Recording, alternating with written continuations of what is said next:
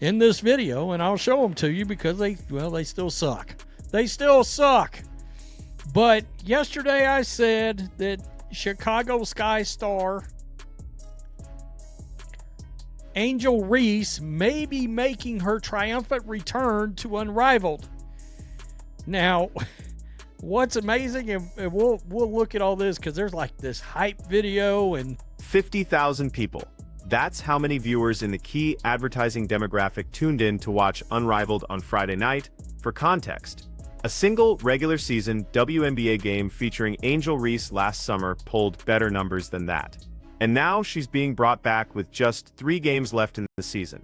The timing here isn't coincidental. My goodness. I mean, really, just to let you know, the Rose BC has 1, 2, 3 games left.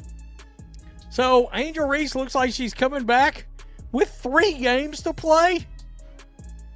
Okay. I mean, I'm not sure what that's going to do for you, but Rose BC sits at 5-6, currently outside the playoff picture with 3 games remaining. Angel Reese has been sidelined, and suddenly there's a hype video announcing her triumphant return. But here's what makes this fascinating. Unrivaled didn't bring her back when her team was winning. They brought her back when the ratings started showing a pattern that should terrify every investor in this league. Yeah, that's basketball. Okay. God almighty. So there it is, the hype video, the return of the product, some kind of product, hair product, I don't know. Oh, wow. Guys, make sure you're still subscribed. And subscribe. Consider subscribing. You're like, really, Rhodes? You're laughing a lot. Guys, there's not a lot out there to record right now. Just letting you know. So, Unrivaled ratings are still crap. Let's start with Friday night. We've got the Lunar Owls versus... Let's look at what actually happened last weekend.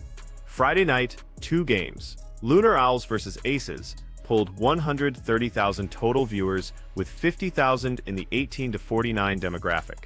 The second game, Vinyl versus Breeze, brought in 150,000 total, but only 40,000 in that crucial ad revenue demographic. Saturday's single game on TRU TV, 70,000 people total, 30,000 in the demo that pays the bills.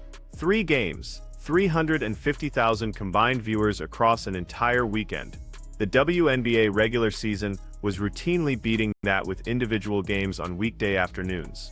By the way, you're talking about 2 games that didn't total 300,000 viewers together.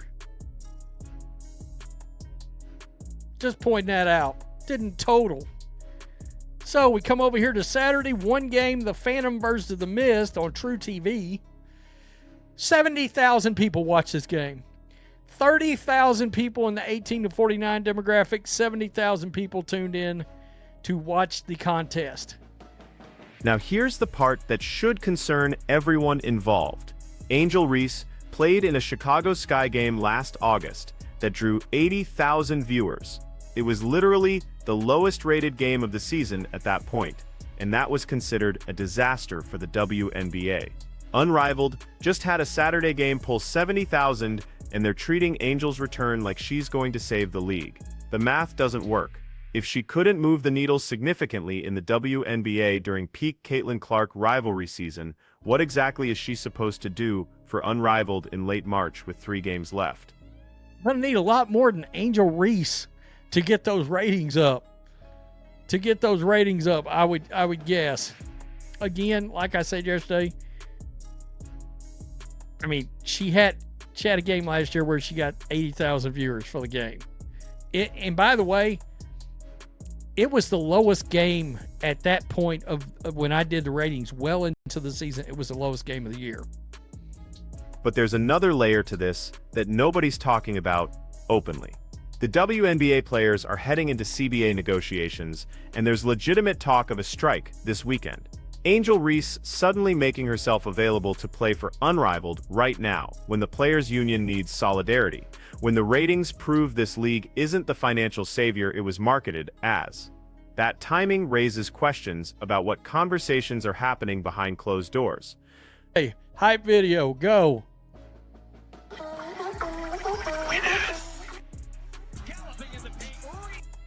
I'm turning that down. I am not trying to get a copyright strike on no Angel Reese Rose BC. I'm returning to the league video. I'm not getting that copyright strike from no music. Think about what Unrivaled was sold as to these players. Higher salaries than overseas leagues. Primetime television slots on major networks, a chance to build the women's game during the WNBA offseason. The pitch was that this would increase their leverage in CBA negotiations by proving the market exists for year-round women's basketball. Instead, they're pulling numbers that would get a WNBA game pulled off the main ESPN channel and buried on ESPN2 at midnight. The evidence that was supposed to strengthen their negotiating position is actually undermining it. Orders, well, yesterday morning I did a video where there were rumors flying around everywhere that Unrivaled might be sending up the bat signal to try to save some of its ratings. I've got some ratings here, by the way, in this video, and I'll show them to you because they still... Look at how this was announced. Professional hype video. Product placement for what appears to be a hair care line. Social media buildup like she's returning from a season-ending injury to lead a championship run. The production value is there. The marketing machinery is working exactly as designed. But you can't market your way out of a fundamental problem. People aren't watching, and bringing back one player who historically hasn't been a significant ratings draw isn't going to change the underlying issue. This is the Aces. They drew in 50,000 people in the 18 to 49 demographic, brought in 130,000 people altogether. All right, that looks like it's up a little bit, actually. Unrivaled Hive versus Breeze. Got 40,000 in the 18 to 49 demographic and brought in 150,000 fans. So they actually dropped in the ad revenue demographic. Here's what those numbers actually mean in practical terms. A college women's basketball game between ranked teams will regularly pull 500,000 to 1 million viewers. The WNBA Finals peaked at over 2 million viewers last season. Even regular season WNBA games featuring marquee matchups were consistently hitting 300,000 to 400,000. Unrivaled's best weekend couldn't crack 350,000 across 3 games with some of the biggest names in women's basketball. That's not a marketing problem. That's a product market fit problem. The audience that exists for women's basketball is already being served by college and the WNBA. Creating a third league in a different season doesn't automatically create a third audience. And this is where Angel Reese's return becomes less about basketball and more about optics. Rose BC doesn't need her to make the playoffs badly enough to justify this timing. They're 5-6 with 3 games left. Even if she plays and they win out, they're depending on other results to squeeze into the postseason. This isn't a legitimate playoff push. What Unrivaled needs is a headline. They need social media engagement. They need people talking about the league again because the ratings prove that people aren't watching it. Angel Reese generates conversation. She's polarizing. Her fans will tune in to support her. Her critics will tune in hoping she fails. That's valuable when your baseline is 70,000 viewers on a Saturday night. But here's the problem with that strategy. It's not sustainable. You can generate a 1-week spike in interest. Maybe her first game back gets 120,000 viewers instead of 70,000. Then what? You're still not building a viable audience for a professional league that needs consistent viewership to justify the investment. The WNBA learned this lesson the hard way over 2 decades. You can't build a league on drama and personality alone. You need the basketball to be compelling enough that people watch even when their favorite player isn't involved. Unrivaled is speedrunning through all the mistakes the WNBA already made, except they're doing it with a much shorter runway and much higher expectations from investors. Think about the position this puts the players in. They were promised equity stakes. They were promised salaries that would let them skip overseas seasons. They were promised a platform that would increase their visibility and earning potential, Instead, they're playing in front of audiences smaller than mid-major college basketball games. And the league is desperately bringing back injured players for 3-game cameos to try to generate interest. What happens when the season ends and investors look at the actual return on investment? These aren't patient WNBA team owners who understand they're in it for the long haul. These are venture capital firms and celebrity investors who expected hockey stick growth and got a flat line instead. And here's what makes Angel Reese's specific situation even more complicated. She's one of the most marketed players in women's basketball. She has major endorsement deals. She has a significant social media following. If anyone should be able to move the needle for Unrivaled, it's her or Caitlin Clark. But Clark isn't playing in this league, and Reese's previous games didn't demonstrate an ability to single-handedly drive viewership.